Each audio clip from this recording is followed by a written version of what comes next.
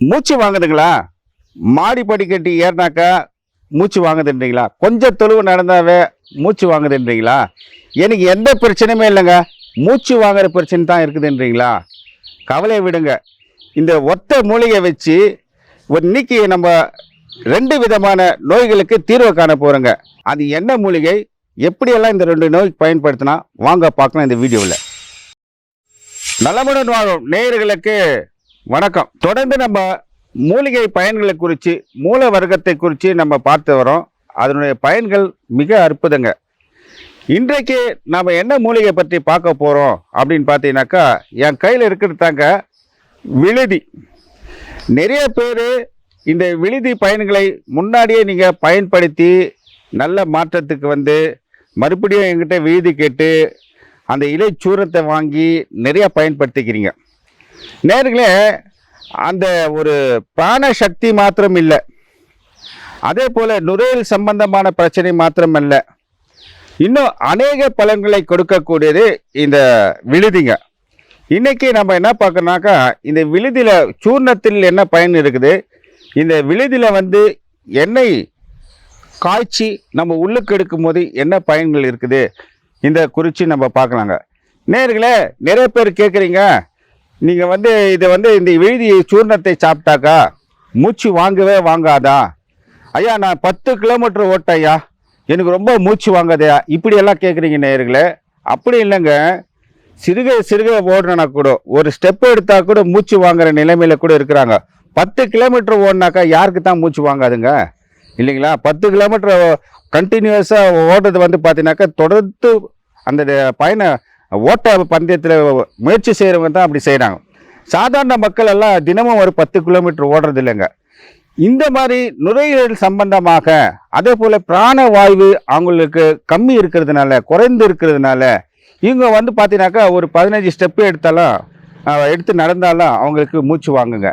மாடி படிக்கட்டி ஏறினா மூச்சு வாங்குங்க. காரணம் என்னன்னு சொன்னாக்கா, நுரையீரலினுடைய சுருங்கி விரியும் தன்மை குறைஞ்சி போயிருக்கிறதுனால, அதே போல் பிராண சக்தி அங்கே ஆற்றல் கம்மி இருக்கிறதுனால இது போல் வந்து இந்த மூச்சு வாங்குதல், சுவாச பிரச்சனை வருதுங்க.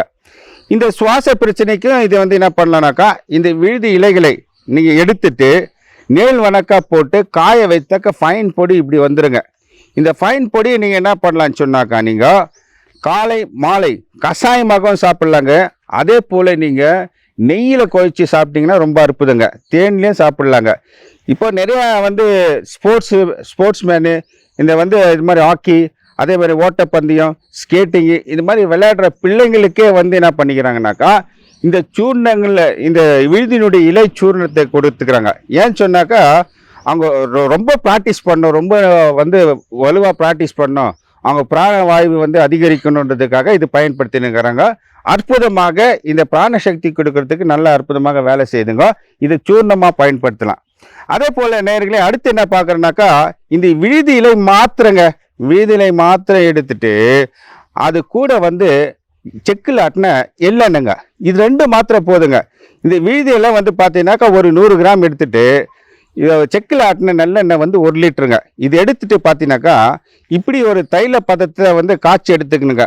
அதே போல் இலைகள் இருக்கிற சாரெல்லாம் வந்து எண்ணெயில் இறங்கணுங்க. எண்ணெயில் இறங்கிட்டு நீங்கள் உள்ளுக்கு எடுத்தீங்கன்னாக்கா, பெண்களுக்கு ஏற்படுகிற கர்ப்பப்பை சார்ந்த பிரச்சனைகளை தீர்க்கக்கூடியதாங்க. இது பேரே வந்து பார்த்தீங்கன்னாக்கா விழுதி எண்ணெய்ங்க. அதே மாதிரி இது உள்ளுக்கு எடுக்கும் போது பார்த்தீங்கன்னாக்கா, சில கர்ப்பப்பையில் சிலருக்கு புண்ணு இருக்கலாம், சில கர்ப்பப்பையில் நீர் கட்டி இருக்கலாம், சில கர்ப்பப்பையில் வந்து பார்த்தீங்கன்னா கிருமி தொற்று இருக்கலாம். இவை அனைத்துமே போக்கக்கூடியது இந்த ஒரு விழுதி எண்ணெய்.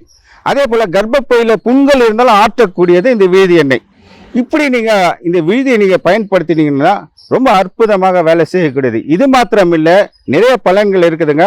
வருகிற நாட்களில் வந்து பார்த்தீங்கன்னாக்கா, இந்த விழுதியினுடைய பெருமையை உங்களுக்கு எடுத்து சொல்லி புரிய வச்சு நல்ல அற்புதமாக ஒரு நோயிலிருந்து மாற்றத்தை தர வைக்க ஒரு உதவியாக இருக்குன்னு நினைக்கிறேங்க. விழுதியை பயன்படுத்துங்கள். நன்றி, வணக்கம்.